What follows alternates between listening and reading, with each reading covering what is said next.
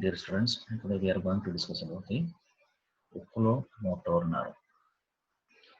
Oculomotor nerve is the third cranial nerve. Now we know what is meant by cranial nerve. Cranial nerve means those nerves arising from the brain. Such a tall pairs of cranial nerves are there, and this one it is the third one. So first point, it is the third cranial nerve. And where it supplies? It supplies to extraocular muscles as well as the intraocular muscles. What is meant by extraocular muscle? Extraocular muscle means the muscles which are seen around the eyeball or seen outside the eyeball, and the intraocular means inside the eyeball. Okay, so this nerve supplies to these two types of muscles, extraocular muscles as well as the intraocular muscles. So how to explain this nerve? First we have to go through the nucleus, then the codes, then area of distribution, then clinical anatomy.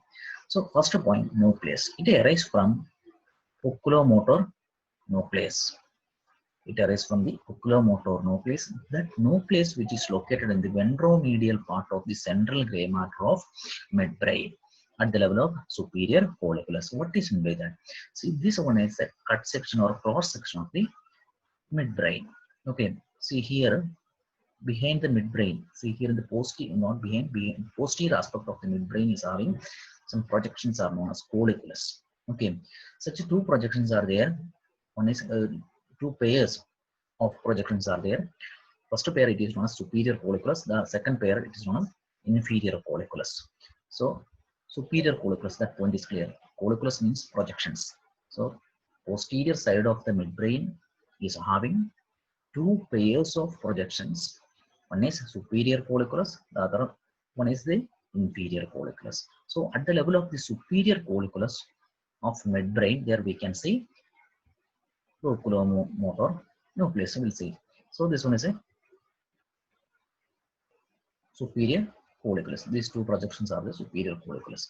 Now, if we are checking the cross section of the midbrain, there we can see outer gray matter, outer white matter, and inner gray matter. So this one is a gray matter of the midbrain. Gray matter of the midbrain. So this is the dorsal part of the gray matter. This is the ventral part of the gray matter. Ventromedial means towards the midline. The ventral aspect towards the midline. So here we are having the oculomotor nucleus. So imagine these dots are the oculomotor nucleus. So oculomotor nerve fibers arise from this nuclei, which are located in the gray matter. Which part of the gray matter? Ventral part of the gray matter. Exactly where in the ventral part? In the median part. So ventromedial part means the ventral side, midline or towards the midline. So oculomotor nucleus, which is located inside the gray matter, where ventromedial part of the gray matter of midbrain. At what level? At the level of the superior colliculus. So that point is clear. So the fibers arise from oculomotor nucleus located in the ventromedial part of central gray matter of midbrain at the level of superior colliculus. See, from here, these fibers runs forward through the red nucleus. See, fibers arise from the nucleus runs ventral means forward through the tegmentum, red nucleus, and the substantia nigra. Substantia nigra means this gray matter. Substantia nigra. So the tegmentum, the red nucleus. See, this one is a red nucleus. So it crosses the red nucleus, passes through the red nucleus, tegmentum. This area is a tegmentum, and this is what the substantia nigra. It crosses the substantia nigra and reaches this groove. This groove it is known as oculomotor sulcus, and it comes out through the oculomotor sulcus on the medial side of the crescent cerebri, or it reaches it comes out through the oculomotor sulcus. So that point is clear. So first point about the nucleus, it arises from the oculomotor nucleus. Then you have to explain about the location of the nucleus. This oculomotor nucleus, which is located inside the gray matter. Which part of the gray matter? Ventral aspect of the gray matter. Which aspect? See, this is the ventral aspect of the gray matter. Ventromedial part, not in the lateral part of the ventral part. So ventromedial part of the central gray matter of midbrain. Okay, from this nucleus, this oculomotor fibers runs forward through the tegmentum, then it passes through the red nucleus in the substantia nigra and reaches this groove, is known as oculomotor sulcus, through which it comes out. So this is what the intraneural course. Intraneural course means course inside the, here intraneural course means course inside the midbrain. Then after the midbrain, again it runs forward. So we'll see the course. See, here in this image, this is the midbrain. See, this one is a superior follicles. Below that, here approximately here comes the inferior. It is not there in that diagram. The here comes the inferior follicles. Superior follicles, right and left to superior follicles. Then here comes the inferior follicles. At the level of the superior follicles, there we can see the oculomotor nucleus. From the oculomotor nucleus, it runs forward. Right now, so here it is clear. It passes through the red nucleus and reaches the substantia nigra and reaches the oculomotor sulcus. After passing through this midbrain, or after this midbrain, again it runs forward. There it runs between these two arteries, posterior cerebral artery and superior cerebellar artery. So it runs, see here in this image. See, this one is a posterior cerebral artery and this one is a superior cerebellar artery.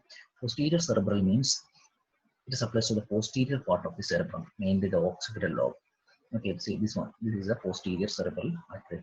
Below that, this is the superior cerebellar artery, which supplies to the cerebellum, not to the cerebrum. See, this one supplies to the cerebrum.